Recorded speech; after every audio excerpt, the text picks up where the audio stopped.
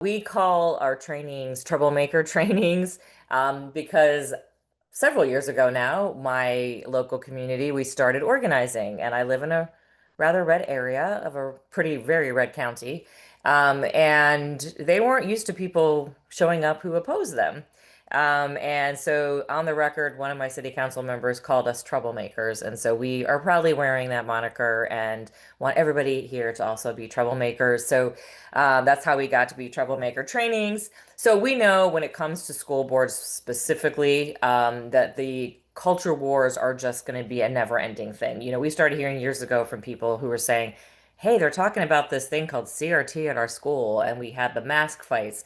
But that wasn't the end of it, right? There's always something new that's being attacked, whether it is a book ban, attacks on LGBTQ plus students, sex ed, social emotional learning. There's always a new issue. The extremists are always going to come up with something to fight about with education. And so, what we want to do tonight with this training is not only talk specifically about book bans, but just in general, how to organize around your school board and stand up for your public education, for your teachers, for your librarians, for your administrators and staff. And so we're going to focus on that tonight, how to effectively organize in your community, how to fight back on book bans, and basically how to fight back on whatever it is that they throw your way. So I love to tell people that we're going to give you some great information. You're going to hear, like I said, from women who are doing this right now. But I want to acknowledge that a lot of times women particularly tend to question their abilities. We have to be asked multiple times to do something. We worry that if we don't know everything about an issue or a topic that we're not qualified. I guarantee that all you need to be is passionate about this, care about this. You are qualified. You can do it. And if you don't believe me, go sit in at one of your state legislative hearings. You will be shocked by the level of incompetence. That is how I got involved in politics. So anyways, you are more than qualified. So please don't question your abilities. And I like to say, build it and they will come too. So don't be overwhelmed by the numbers. You might be sitting in your community thinking, well, I've got like one friend who agrees with me, but I think I'm a red dot, I'm sorry, a blue dot in a red area. Number one, you're not alone. I guarantee it. And so don't worry about who you know or how many people could be involved. These things grow very organically and very quickly. So if you start organizing, if you start a local group, you do something to start getting people out, it will become a thing faster than you can imagine. So locally, where I live in Ohio, near Cincinnati, we started a local group after the 2016 election. There were about 12 people in a Facebook group to start. We have over 800 people in this group now. Like I said, I guess we're a purple city now in a very red county of Ohio. Our sweet Facebook group, many of you might be in our national Facebook group. That was started by a woman on a whim with 25 people, and it has now got over 220,000 women in there. So these things will grow quickly. I have had, I don't know, Julie and I have done this training now 50, 60 times, and I have yet to have anybody come back to me and say, you know what, I tried and nobody joined. They're usually messaging me going, oh my God, I started a Facebook group and we have 100 people already. So just don't worry about who you know. It'll come and just go ahead and, like I said, just go ahead and build it and they will come. So let's talk about some of the things to think through if you're going to organize in your local community. We can each talk about how you're going to communicate, what you're going to focus on, who's going to be part of this group, and then thinking about names, which is actually important. So, number one, even if you don't have anything going on in your school board right now, you're worried extremists are going to get elected, your board's moving in a direction you don't like, maybe there's people in your community making some noise, or maybe they're flat out trying to ban books right now. Um, you can get people involved. It's just local organizing. And so the first thing to really think about is, okay, if I'm going to bring people together and we're going to start focusing on this, how am I going to communicate with them? Um, because we need that. We need that in order to build that community around them. So I will say an unpopular thing. We all love to hate on Mark Zuckerberg and Facebook, and there's a lot of problems there. But Facebook is a pretty good place to organize. It is a low barrier to entry. If you have an account, you don't have to show up for anything. You don't have to sign up for anything. You just literally click join on a group. It's also able for you to control, right? You can control who enters. You can keep it private. So in that sense, it is a really, really nice place to start to organize. It is not the only way. There are also ways to communicate just through email. I have a group of women I met at a retirement community out in Nevada, and they just did everything over email because none of them really like social media. There's also obviously technology. You've got WhatsApp, you've got Slack, you've got Signal. So all of these ways are ways you can communicate. My group, for example, we have a Facebook group. We also have a private messenger channel for leadership. We also have another channel we use for more active members. So there's multiple ways that you can do this. But just think through, what are you comfortable with? What makes sense for your group? The other thing that's really important is as you're communicating, if you are using social media like a Facebook group, it's really important to try to get those real life phone numbers and emails. You don't want the Facebook algorithm deciding what your group members see. I'm the admin of our Facebook group, and I don't even see half the things get posted. The Facebook just doesn't show them to me. So it is important if you can, and I'm going to give you a tip later on about as much as you can get people to sign up on a Google form or a sign up genius or something where you can capture real data. That's great because then you know you're going to be able to communicate them to them when you need it. The second thing you want to think about before you get started is what is the parameters of your group? What is the focus? Who is allowed to become part of it?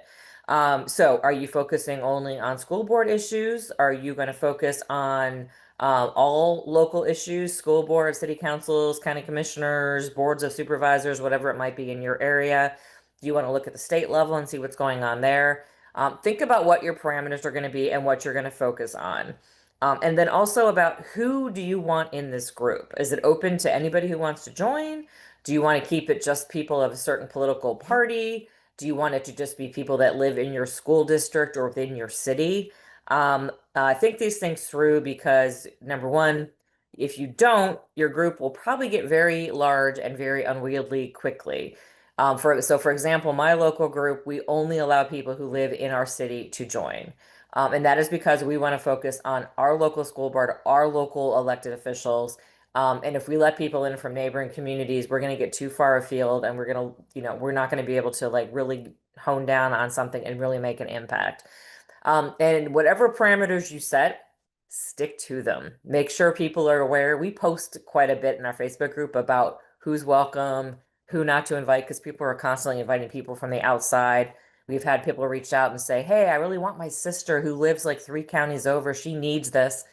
We have to say no because if we don't, we are going to just lose focus on what we are trying to accomplish. So think about that, set those parameters, and enforce those parameters. And then the other thing you really need to think about is your name. And I say this because you can go so many different directions with this. It could be serious. Maybe you want your vibe to be really clear to people what you are all about and what you stand for. So it could be something like progressives of X city or book ban fighters or support LGBTQ youth in, Mason, Ohio, which is where I live. Or, it's fun to be cheeky and have that fun vibe where people are like, ooh, I gotta check out that group. So my friend in Cleveland is part of the grassroots resistance, but they call themselves GRR because they like to say GRR. We have groups with Red, Wine, and Blues Trouble Nation program called like Berkeley Badasses, Childless Cat Ladies. Like all of that is really fun. So just kind of think through what is your vibe? What are you comfortable with? What do you want the name of your group to project? Okay, and then some more considerations. Let's talk a little bit about making this fun. And I say that, and you're probably like, wait, Julie, this is serious work. We're fighting these right-wing legislators. We are standing up for our kids. We're protecting our teachers. Yes, you are. But the reason people stay involved and the reason people come back is because they develop a community of people. They make new friendships and they have fun doing this work along the way. Joy is resistance. If you have did not hear Professor Timothy Snyder when he spoke with us, go find that video on YouTube. He basically says fighting authoritarianism is finding that joy, being in community with each other. We need, as part of organizing, to make it social, to make it fun. Every grassroots women's group that I know, a lot of them after the 2016 election started with I got together with my girlfriends over a glass of wine and said we had to do something. That's actually the reason we're called Red, Wine, and Blue is because of that social aspect. And it really is just a metaphor for the fact that you need to do hard work, but then you also need to find a way to develop those friendships and relationships. Um, so how can you do this? Well, obviously, if you have a social media group where people can chat like Facebook, you can be posting, you can be sharing information about each other. You kind of start to get to know each other. And it's definitely great to have some in-person events, some in-person meetings where people can really get to know each other and build those relationships. And it can also just be as simple as, hey, we're going to go to school board tonight, but then let's go out afterwards and get an appetizer and a drink, or let's meet beforehand. Let's go have a planning session at a Sunday brunch, or hey, let's just get together and go. There's a really cool speaker coming to the library or to like a downtown, area. Like find some fun things to do. If you have to meet over Zoom because of busy schedules or health concerns, that's fine too. Get on a half hour early. Just have some social time, so you can talk and get to know each other. Use icebreakers to like open up those conversations. And no matter what, you want to celebrate the wins. You want to celebrate even the small things that somebody did. Hey, Susie spoke for the first time at her school board meeting. She kicked ass. You just want to celebrate that kind of stuff. And definitely, like I said, combine the social and political. So go to see a movie that maybe features a political theme or a play. Some people at Red, Wine, and Blue have done historical walking tours in their city. So they find a group that does that and they do the walking tours with their groups. Book clubs are fun. That's another good thing to do with your group. Get together for a book club and you can read banned books. You can read a political book. But it's just a way to get together and be social. And then the last thing I think to considerations before we get to our speakers here is it's really important to delegate. And a lot of people who start groups like this care passionately and they're probably type A personalities. But people are not going to stay involved if they're not invested, if they're not contributing. So when you have something you want to do, maybe you do want to show up at that school board meeting, maybe you want to hold a rally before a school board meeting. Make that list of all of the things that you need to do to make this successful and then delegate, find people. Do not be scared either to ask people directly, hey, I need you to help with volunteers. I need you to create social media graphics. Whatever it is that you might need, don't be scared to ask. When I first started organizing, I was like feeling hesitant, like, ooh, I don't want to intrude. I don't want to ask them that question. Nobody is going to be mad that you say, hey, I think you'd be really good at this. The worst they can do is say no. But nobody's going to be offended that you ask for that. And if you get people involved, they will stay involved because they know they're contributing and they know that they're making a difference. So definitely think of ways to delegate and expand that circle and get many people involved as possible. All right. I am going to stop sharing right now, and we are going to bring up Julie and our guest. And we really want you to be able to hear from some women on the ground who are doing this work. So I'm going to bring up Mary and I'm going to bring up Cindy, and we will let you guys go. And then we'll go back and we will finish the training and talk about going to school board, standing up, book bans, and everything else. We have two wonderful ladies here tonight to share with us what they have done in their respective states. Mary, I know you are from South Carolina. We'll let you go ahead and kick it off. Tell us the name of your group and how you all got started. Sure. My name is Mary Foster. My pronouns are she, her, and I am part of an organization called FAB, which stands for Families Against Book Bans. And we were started in January of 2023. In the fall of 2022, we had two individuals in our county challenge 97 books in our school district. And all 97 books were proactively removed while they were reviewed. And you may have seen, some people may have seen part of our story on 60 Minutes. There's also a documentary called Band Together that tells a little bit of our story as well. My daughter's one of the students featured in it. But ultimately, we were able to get 91 of those books returned, which was a huge local win. Unfortunately, we now have the most statewide bans of any state in the country. So our work continues, and it is not just limited to book bans. We also do a lot of advocacy related to all attacks on public education and library systems. Wow. So what started happening in your community before that happened? Was there any kind of lead in that was going to happen, or that just all of a sudden they came one day and asked for these books to be banned? It felt pretty sudden. I mean, I was aware sort of nationally of the trend of Moms for Liberty and book banning, but we were not really seeing a lot of that happening here. And then these two people, one challenged 96 and one challenged one, and it just sort of happened. And we heard rumors from students that they were in classes and books were taken away from them while they were reading. Those were not rumors; those have now been substantiated. But nobody was quite sure what was happening. And then once it made it to the paper, people started showing up at school board meetings, and the review process began. But it felt a little out of nowhere locally. I understood nationally it was a thing, but locally it felt very sudden and unexpected. Cindy, tell us about your group and the name of it and how it got started. Well, my group's very new. I've been involved with Red, Wine, and Blue for about a year and a half. And I had started a rally squad, prior to the election where I was trying to educate my friends about the election. And from that, I started a Trouble Nation group. And our name is Carry On, which is a play on words. I'm from Cary, North Carolina, and it's spelled Cary. It's from a song I like, carry on my wayward son. There'll be peace when you are done. I guess I just got inspiration from that, and everybody likes it. So we have really only been in existence since January. I did kind of partner with several other Trouble Nation groups that are in the area. Two that are in Cary and a couple that are in the Raleigh area. And I haven't had a lot of experience with book bans, but my group took kind of a legislative focus. We're very close to the Capitol. In Red, Wine, and Blue in North Carolina, we have a brigade where we kind of monitor the legislature.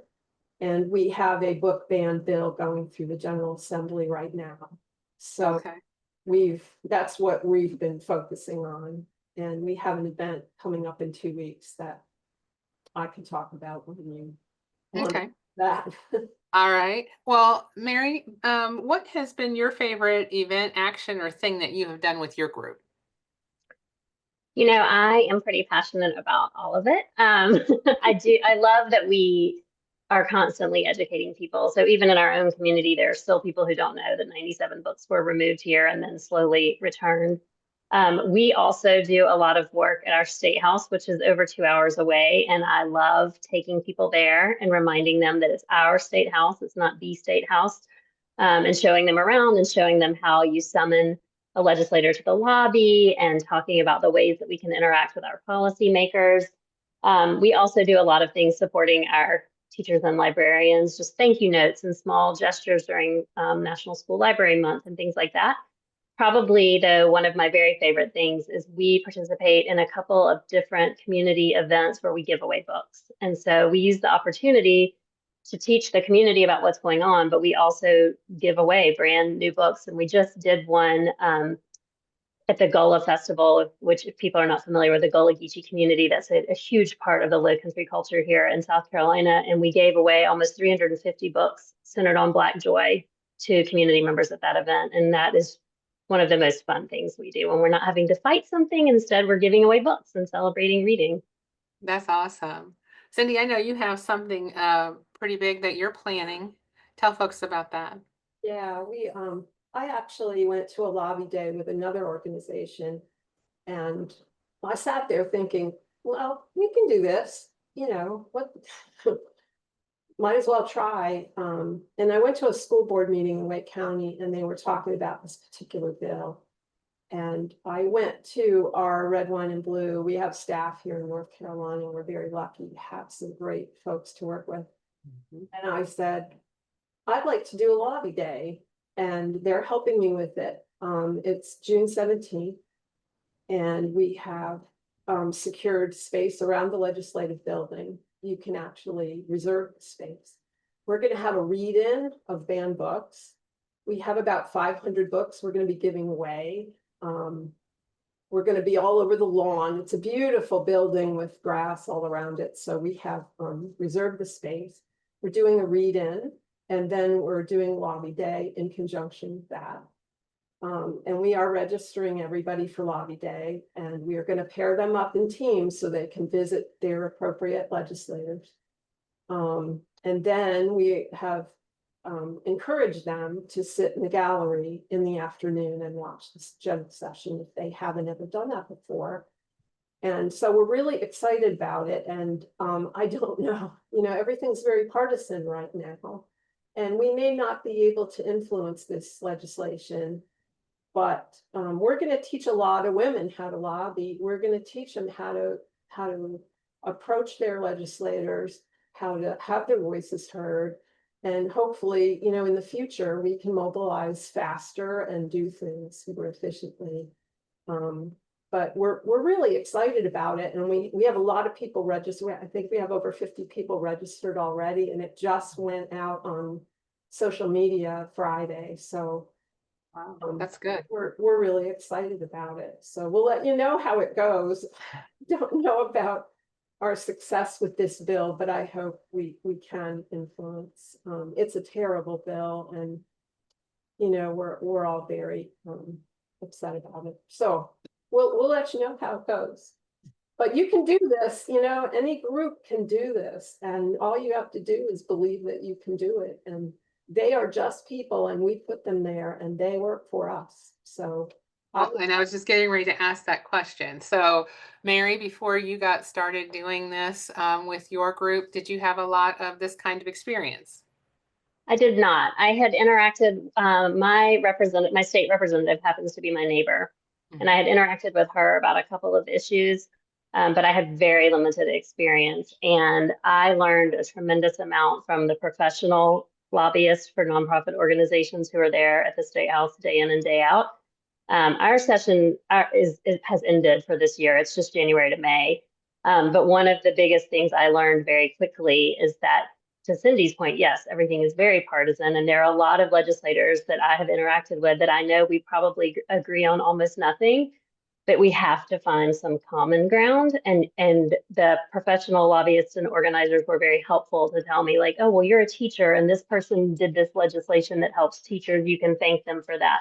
Learning that skill was really important. But no, I have been learning as I go, which just goes to show that everybody can do this. It Well, and just that's takes what the will. that's the whole point. So, Cindy, the same question for you, because I know that there are people who are sitting here thinking, "Oh, I can't do that," and yes, they can. no, you can. I have had some interactions with the legislature in my career, but it was not in this kind of scenario. I was more of I'm an environmental engineer, and I was more of a subject matter person that they would bring in to talk about different technical issues. So I'm not afraid of them, but I have never been a constituent going to the legislature as a lobbyist, no. So yeah, I mean, it helps to have that familiarity with the building and realize that these are people, and to be honest, some of them are quite ignorant, and most of them are asleep if you watch the general session. So, you know, there's no reason to be intimidated by them. And you should be able to go in and speak your piece. So I encourage everybody. I think nothing is impossible, you know. Any last minute words of advice, Cindy? Um, I just really have enjoyed my involvement with Red, Wine, and Blue. I have met some of the most fabulous women, and it's at a time in my life. I'm retired. You know, it's just given me energy and something really important to do. So I just want to thank Red, Wine, and Blue for being there for me. They're certainly helping me with this. So I appreciate it. Mary? Yeah, and I would just echo that. I mean, I think a lot of us probably feel lonely, especially those of us maybe in the Southeast. And we're really not alone. And finding this community of people who care about the things you care about is really so life-giving and affirming. And I think it's so important to just ask for help. There's so many organizations that will help you. You don't need to make this up as you go, really, because there's people who can hold your hand. And I also think it's important to remember to celebrate small wins. And that's something, you know, we got spoiled in the beginning because we kept getting these books returned to shelves and we were like, we're killing it. We're so great at this. And then we got bamboozled by the state board of education. So we have to find the small wins, and like even terrible legislation, every day it doesn't pass is a win. And we have to celebrate those wins, and to have community to do that is really so important. And also I'm happy if anybody wants to reach out to our organization, our social media. We help people all the time who want to do work like this in other places. And I find that is true with other organizations also. So just know that people are accessible and want to help. Okay, thank you, ladies, for sharing. And I think you're both sticking around. If anybody has any questions, please put them in the chat and we'll ask them at the end of the training. Okay, so I love when people agree with me. So, thank you, Mary, for saying that it is so important to celebrate those wins because that is absolutely true. That validates that I'm saying the right things in the training. All right, so let's talk about actually taking actions. So the one thing that I want everyone to remember is that no matter what you're doing, you're out there, you're organizing, you're getting your people together we need to show up because otherwise the extremists who are coming into our school board meetings, who are showing up at our city council, wherever it may be, they are the only voice in the room. And so if your community is only hearing from them, even though they are, and we're going to see in a minute, the data backs us up, they are very much in the minority. They are the only voices in the room that is going to who is going to get listened to, and your elected officials will think, oh, well, maybe my community disagrees with me. So it's really important that we are there and that to show what the community really does stand for and to be the counter narrative because a lot of people will go up and say things, and if nobody's opposing what they're saying or giving the counter argument, it can be pretty persuasive. Your goal when you're showing up at these meetings is not only to influence the elected officials, but it is also to influence your community. Number one, you are raising awareness. Everybody who's showing up, everybody who's part of your group is talking about this on social media, is sharing it with their friends, talking about it in their group chats. And anything that you all are doing, like speaking at a school board meeting or holding a rally, you can get that out into the world through social media. You can try to get, newspaper, radio coverage of this. So you are doing that earned media coverage, and that is spreading the word not only to the elected officials, but to the wider community. And you might bring more people into that meeting then, or you might have more people contacting their elected officials. At the very least, you need to raise awareness because a lot of the stuff flies under the radar in our communities because people just don't go to school board meetings. They just don't pay attention. They've got busy lives. Um, so by you showing up and organizing and growing your reach in your community through your membership and all of their networks, you're going to be able to raise awareness and make sure people really know what is going on. And you are going to show up to be that, to show them that you are the majority. So I want to make it really clear for anybody who is at all intimidated by like, oh man, I don't know if I stand up, are people going to agree with me? Yes, on almost all of these issues, but definitely on book bans and public education, you are by far the majority. And you can see these statistics here. 87% of people do not support banning books that discuss race, 83% don't support banning books critical of US history. Sex ed, it's off the charts, like in high school, and even in middle school, like people support this. And we're talking independents, Democrats, Republicans, it doesn't matter. You are by far the majority on all of these issues. And so it's really important too, when you go in to speak at a school board or wherever you may be speaking, to really talk about it at a local focus, right? So we hear a lot of things, like they're trying to defund the Department of Education, or you'll hear disinformation about like money going to school or teachers doing certain things.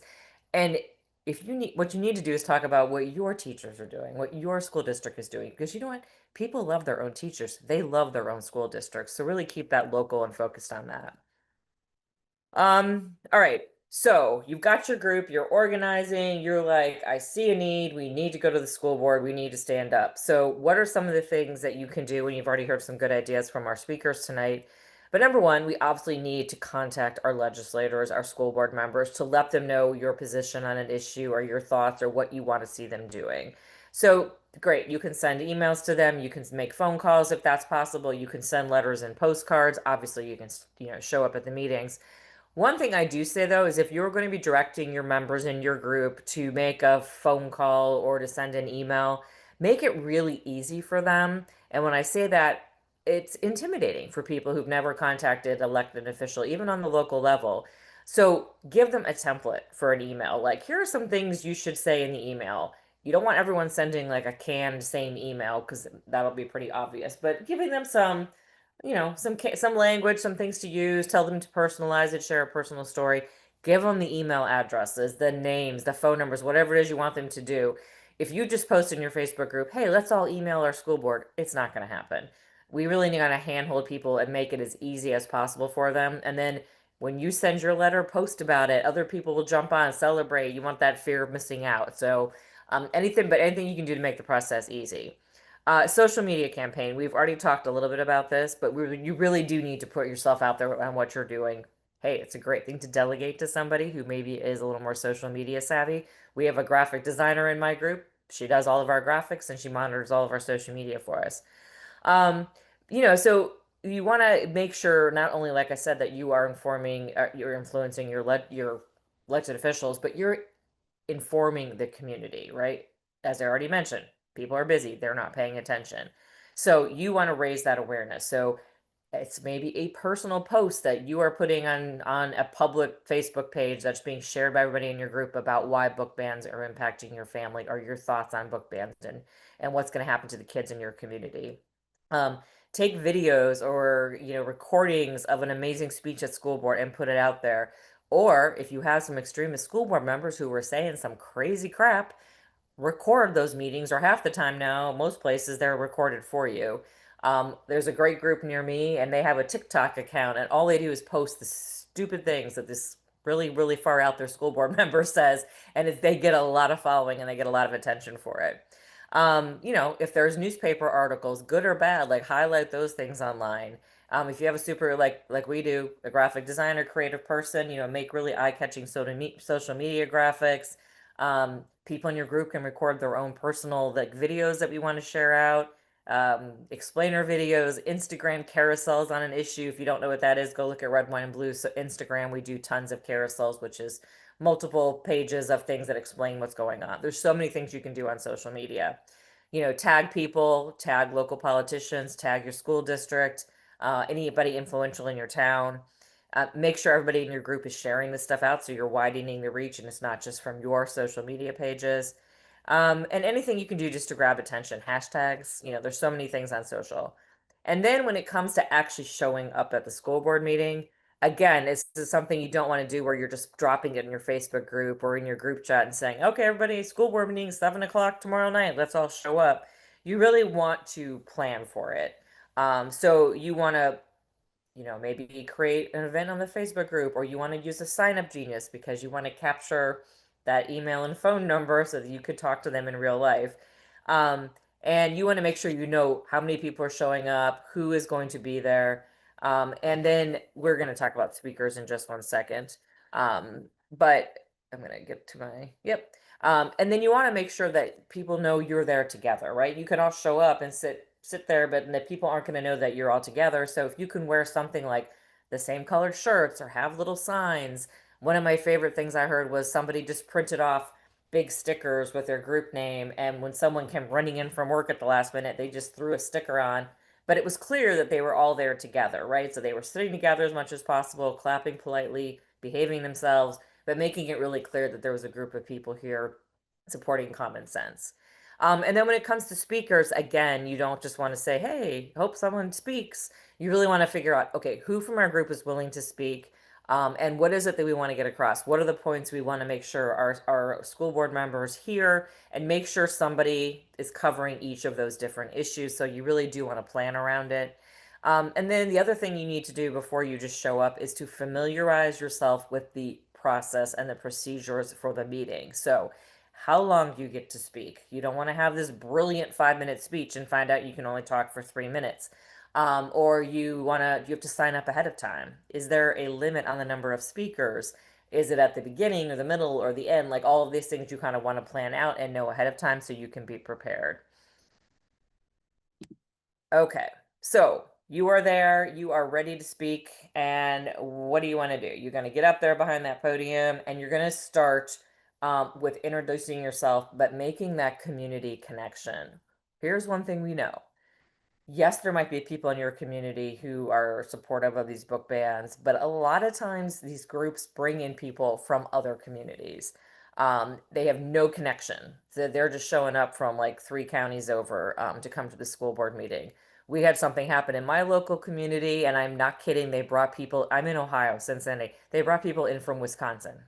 Literally, these people got up and they go, well, I came from Wisconsin. I'm like, people are like, why? What? Why do we care what you think in Wisconsin? So you want to make that connection to the community. So you have 2 grandkids in the community. I've lived here for 15 years. I have a business here, whatever that may be. It's fine just to say I'm a property owner and I care about my school district. It's always nice just to thank the board members. We don't want this to be contentious. You may not agree with them, but you want to be the bigger person. They are doing a public service by being elected and showing up. Okay, so what are you going to talk about? You want to share your perspective. Don't overthink this, okay? Why are you there today? Why are you speaking up? Why do you care? That's really what it is. That's really what you want to talk about. Personal stories are really the biggest impact when you are doing this kind of public speaking. Data is helpful. I mean, I just gave you data on book bans and things of that nature, but it doesn't really move people, right? Kind of tune out data sometimes. What really stays with people is emotions. Emotions are what move people. So if you can talk about how a book ban is impacting your child or a child you care about, if you can talk about something that happened to you in the past, a book that moved you, and anything you can think of to make this a more personal speech will have a much bigger impact on not only the elected officials, but the people in the audience and the people in the community who you're trying to raise awareness with. I already mentioned this, but stay focused. So this really should not be about what's going on in Washington, D.C., or the president or your governor. It's really about what is going to happen to your city, to your teachers, to your librarians, to your students. And that's really, really important to keep that local focus. And the other thing too is because people view this as like, it's a lot of politics and people are tired of politics, we really want to make sure that we're talking about our kids. Like this isn't about our kids. I'm sorry, this is about our kids. This is about what's going to happen to our kids. It's going to happen to our schools. It's not about partisanship. So just kind of avoid that partisanship conversation. Okay, so what are some of the things you can talk about? We did a survey with another group called Advocates for Youth, and these were some of the talking points that came out of that. And the major thing was we want to make sure that we are telling people what is the impact on students going to be. That moved people all across the political spectrum. So kids are losing basic rights like safety and access to themselves, their bodies, their history. So basically, it's up, kids are losing their rights. Teaching empathy is actually good. It actually helps to eliminate bullying. So less kids who are being bullied in school. If we're teaching empathy, then it's actually good for all students. It lessens bullying across. So if we are not doing that, then we are going to impact all of our students. It's uncomfortable to hear about dark aspects of our history, but the kids have to learn accurate history so they can go out in the world and be productive citizens. So what you want to emphasize when you're talking about this is the loss of the knowledge of history, their loss of access to a quality education, safety and protection, books, freedom to think about the world, learn different perspectives. We don't want our kids to become narrow-minded. We don't want them to face more bullying. Parents really, really, really, which they rightfully should be, concerned about mental health right now. And bullying is not something that anybody on any side of the political spectrum agrees with. So talking about whatever the policy may be and how it might impact children. In fact, hey, you're not letting them see different perspectives of different kids. That opens people up to more bullying. That's actually a really, really impactful thing to talk about.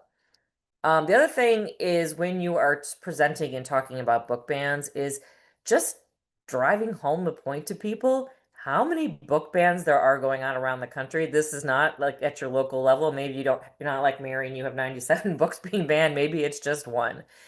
But when you go to Penn America, go to every library, and you can find lists of book bans across the country, how many books have been attempted or been banned.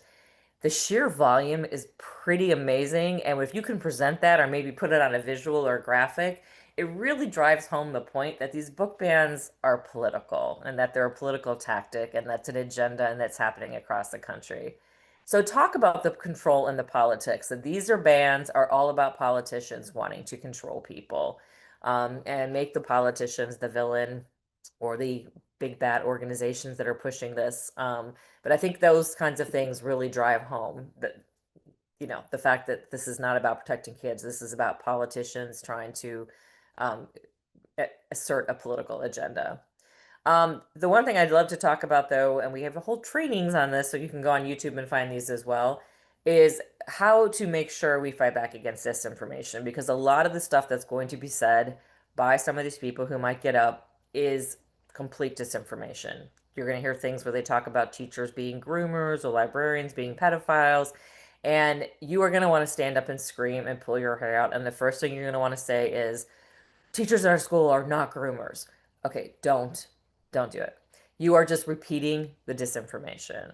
And that is something you do not want to do. Multiple studies have shown that when we repeat what they are saying, even if we're trying to dissuade people or debunk it, that's what people remember. And so they listen to your passionate speech and then they leave, but then like 2 weeks later they're like, "Wait, I heard something about teachers being groomers." Like it just it gets stuck in the mind like that. So it's psychologically we do not want to repeat it. What we do want to do instead is just say, you know, the last speaker got up and said some things about teachers. There's so much disinformation. No, that information is wrong. We are not going to repeat what the person said. Um, what you want to do instead is you want to do a line that shows the truthful information. So that last speaker um, said some things that were about teachers that were completely inaccurate. There's so much disinformation out there right now. What I believe is that, our teachers in the school are doing an amazing job teaching our children, and that it's really important that our kids learn accurate history, don't learn fairy tales. It's really important that all students feel welcome and accepted at schools, and they should be able to see themselves in the books and in the curriculum that they're teaching. So you don't want to get up there and argue about what they're saying, number one, because then you're also not only repeating the disinformation, but you're arguing their perspective. You're arguing on what they want to talk about. You don't want to talk about their stuff. You want to talk about your stuff. You want to talk about why you're there, what is truthful, and what you believe. The other thing is it's important to define the opposition. It's okay to have a villain. So, like I said, usually it's much better to have the villain be the politicians who are trying to pass some awful book ban bill like Cindy's dealing with right now. Or maybe it is an extremist organization in your district that's showing up, and you can point to the organization. What we don't really want to do is pit parent against parent. So no matter what, if you have, I mean, maybe you can say we have outside agitators who don't live in our community coming in, that's fine. But you don't want to get in there with a parent who may be saying some stuff you don't agree with. Um, you can say things like a few extremists or something of that nature. We say that because there may be people watching that school board feed or who showed up to hear what was going on, and they're confused. They've heard this disinformation about this terrible book that's in the school, and they're there trying to learn. And if you start calling them an extremist because they're not so sure about this, or all those people on the other side who oppose this measure are just crazy, that's going to turn off those people who are just sitting there trying to kind of figure this out. Plus, we want to be the bigger people. We want to be presenting ourselves as the common sense, reasonable people. So pitting parents versus against parents is just never a thing to do. So don't blame an entire political party, or anything of that nature. Like I said, you can turn certain politicians are trying to do this, certain organization, outside agitators, but just keep the villainous away from parents. Okay, I am going to drop in the chat when I get done here our link to all of our resources, which will include our book ban talking points. But right now, we'll just kind of quickly go over what some of those are. So, um, you know, our core values: kids should feel safe to thrive, learn and thrive at school. We want to prepare them for the 21st century, so they need to learn accurate stuff, not fairy tales. Call out directly what they're doing. I can't believe it's 2025 and we are still banning books about Martin Luther King Jr. and Rosa Parks. The big argument for them is always parental rights, but this is not about parental rights. This is about using our kids' education to impose a political agenda. Point out that the books that are being targeted are almost exclusively about either LGBTQ plus characters or stories of, Black history, people of color. What message are we sending to students if we're telling them that, stories about these communities are inappropriate or that these are not welcome at our school? Freedom, right? Hey, you don't want your kid to read a book? That's great. You can decide that for your child. You don't get to decide that for my child. And also pointing out that a lot of these books that are being targeted are just sitting on library shelves. They're not part of the curriculum. No one's being forced to read them. So again, opt your kid out if you don't want your kid to read a book, but doesn't mean you can tell my kid what to do. And I will send all these talking points out, but again, we're on the right side here. We are standing up for free speech. We're trying to say no to censorship. And most people agree with us on that. So grab that patriotism and wrap yourself in the flag. Also, libraries offer a wide variety of topics. Like they have books that you probably don't agree with. I mean, you can go read, some pretty terrible thinking from the past or even from the present in your library because they're not taking a stand. They are just providing information. And they other side's doing the opposite. They're trying to limit information that people can take in. And things like, hey, I'm a mom. If you tell your kids no, that's the first thing they're going to do. So we're just setting them up to go and look for this stuff online. And just talk. Like I said, I'm gonna send all these points out to you so you guys can see all of this. I'm going to kick it over to Julie. What we'd like to also do is give you some really good ideas on things you can do that will grab attention in your community and maybe a little bit outside of the box thinking. Okay, so here's some things that you can do. You can hold a positive event, like a school supply drive to support teachers. You can pass out info on the bands. You can sign a big thank you card for the teachers and librarians. You've heard about passing out banned books at events. You can also pass them out at meetings. You can stock those little libraries with banned books. Sidewalk chalk messages are always good. You can highlight books that are being banned on social media and share the subject stories and awards that they've won. Yard signs to support your side or the students, things like you belong. Wear t-shirts with banned authors, books, and wording about the bands. Hold a banned book club. That's good for both parents and students. And I know in some communities, the students have their own separate book club. Change profile pictures to you holding banned books. And then you can do something that we did several years ago called a read in for banned books. It's a read in for accurate education, reading accurate history. So, what we did is that we met at our state Department of Education in downtown Columbus. And we read books by authors of color. It rained for the 2 hours we were doing this that day. So that's why you see the umbrellas in the picture. But any book worth banning is a book worth reading. So, always remember that. But we had a great turnout. We got great uh,